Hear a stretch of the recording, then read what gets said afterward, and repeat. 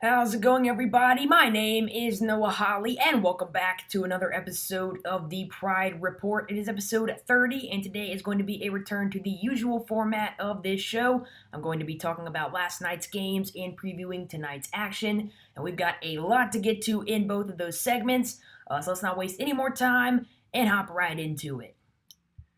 We're going to start by breaking down all that occurred last night. Now, as compared to recent nights, there were minimal fireworks as the likes of Michigan State, Ohio State, West Virginia, and Butler, among other projected tournament teams, blew out their opponents. But there's still a lot to get to in this segment. For example, we did have one major upset. The Citadel marched into East Tennessee State and handed the Buccaneers, one of the top mid-majors in the country, their second conference loss of the season. The Bulldogs, who trailed by 9 late in the first half, won 84-82 after Zayn Najdawi's go-ahead three-pointer in the final minute. Now, this outcome has a major impact on the SoCon race. Now, while ETSU still has a one-game lead over UNC Greensboro, the Buccaneers still have to host a Wofford team that beat North Carolina earlier in the year and a Furman team that is currently third in the standings over their final two games. So if they aren't careful, that lead could evaporate quickly. Now let's talk about Rhode Island avoiding upset in LaSalle, who pushed them to overtime. Jeff Doughton led the Rams with 25 points. The steady-handed point guard turned the ball over just once in 38 minutes on the court. B.J. Johnson had 29 for the upset-minded Explorers, who came into the game with an 11-16 record. Now, if it weren't for Doughton's clutch shooting at the free throw line, URI could have suffered a crushing blow to their hopes of earning a high seed. The Rams are a 5 seed in my latest projections, but would have dropped back a line or two with the loss. Kentucky topped Arkansas 87-72 in what could potentially be a season-altering performance for John Calipari's squad.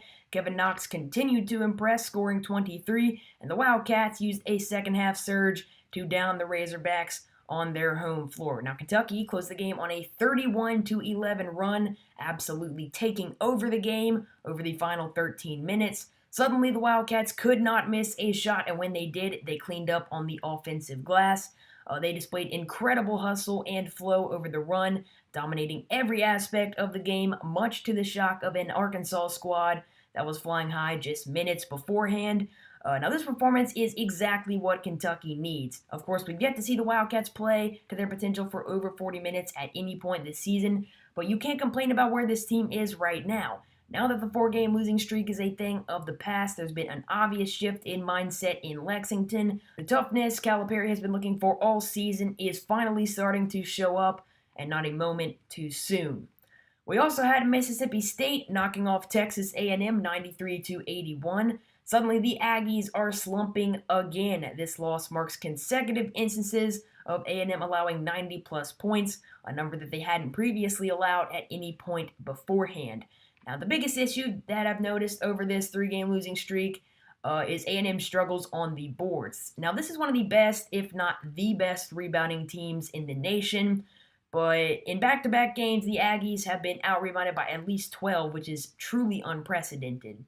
But as much as the Aggies are struggling in that area, it's far from the only issue that they're dealing with at the moment on the defensive end. A once impenetrable unit is completely unable to make stops or come up with the tough defensive play, something that must be corrected before the Aggies slip back onto the bubble. Now, we have a great slate of games on tap for tonight. 12 ranked teams are in action on Wednesday, starting with top-ranked Virginia hosting Georgia Tech at 7 p.m. on ESPN2 in the first game in over a week. Now, if the Hoos can avoid bad losses down the stretch, a 1 seed is a near certainty. This, of course, would be a bad loss, but considering how Georgia Tech has played over their 5-game losing streak, I don't see the Cavs being on upset alert tonight. Here's the top team that could be on upset alert, though. Xavier travels to Georgetown at 6:30 p.m. The Hoyas have been a tough out all season long, regardless of the opponent. This was evident in the first meeting between these teams earlier this month, when Georgetown forced overtime, only to fall just short. Now, I want to quickly follow up on some points I made about Xavier in a recent episode of the Pride Report. If you can recall Saturday's show, I explained why I think Xavier's defense keeps them out of the national championship contention. I talked about how the Musketeers aren't going to beat the best of the best if they don't perform well offensively because they just cannot fall back on their defense. Well, that was exactly what we saw on Saturday in Xavier's second blowout loss to Villanova on the year. This is why you just cannot trust the Musketeers this season. Another thing to note is the amount of close games that Xavier has won. Now, I'm definitely not writing off the Musketeers' success as luck, but it has been a factor. For example, the Creighton game, where a horrendous foul call gave Xavier the win. We've seen a lot of stuff like that. At some point, the 50-50 games will start falling the opposite way. Long story short, I think that Xavier is overrated, and that we'll start to see things even out over these next few weeks. I could be wrong, as I usually am, but I'm just not confident about this team's chances at a deep postseason run. Duke hosts Louisville at 9 p.m. on ESPN. The Blue Devils have been playing great basketball lately, which comes as a bit of a surprise considering Marvin Bagley has been sidelined with injury the entirety of this three-game winning streak. In his absence, numerous Blue Devils have stepped up in a big way, especially interior presences Javin DeLaurier, Marquise Bolden, and Jack White, who have made sizable contributions in their increased playing time.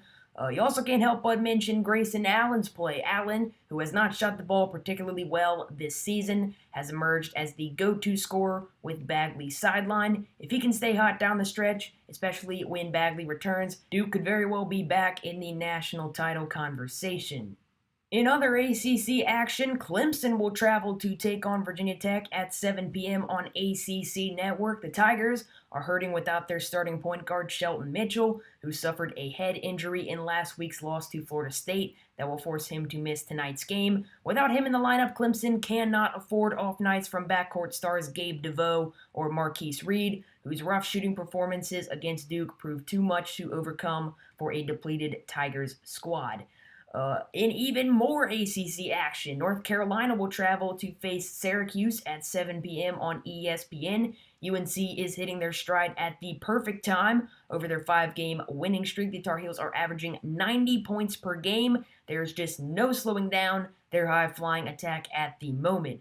As for the Orange, this game is absolutely crucial for a Syracuse team that is my second team out at the moment. Now, they need a signature win as bad as anybody, and this is a golden opportunity. However, as good as Syracuse's defense is, I do not like their chances to slow down UNC tonight.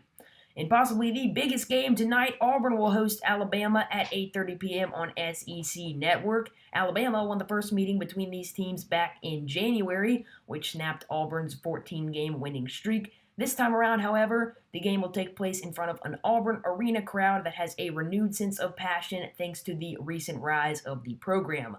Auburn remains a 2 seed in my bracketology, but they're starting to take their lumps in the highly competitive SEC. The Tigers experienced their first true bump in the road on Saturday when they were easily handled by a mediocre South Carolina team. That type of result came as a serious shock considering how steady Auburn has been all season long. I highly doubt we'll see a repeat of it, though. I've watched enough Tigers basketball this season to know that this team's character is just too strong to be fazed by one upset. I like Auburn to win by double digits tonight. As always, the CPP Pick'em is down below if you want to take a look at who our staff has winning each of the aforementioned games and more. Unfortunately, that is going to be the end of today's show. I sincerely hope that you guys enjoyed. If you did, be sure to subscribe and to follow the show on Twitter at CPP Pride Report. Also, be sure to join me tomorrow for episode 31. I'm going to get to some more bracketology stuff. Yes, I am actually going to do my mid-major outlook series. I've been putting that off, but I fully intend on doing that tomorrow. So yeah, it's going to be a great show. Be sure to stop by. But yeah, in terms of this show right here, I'm going to wrap this thing up. I'm out. I will see you guys tomorrow.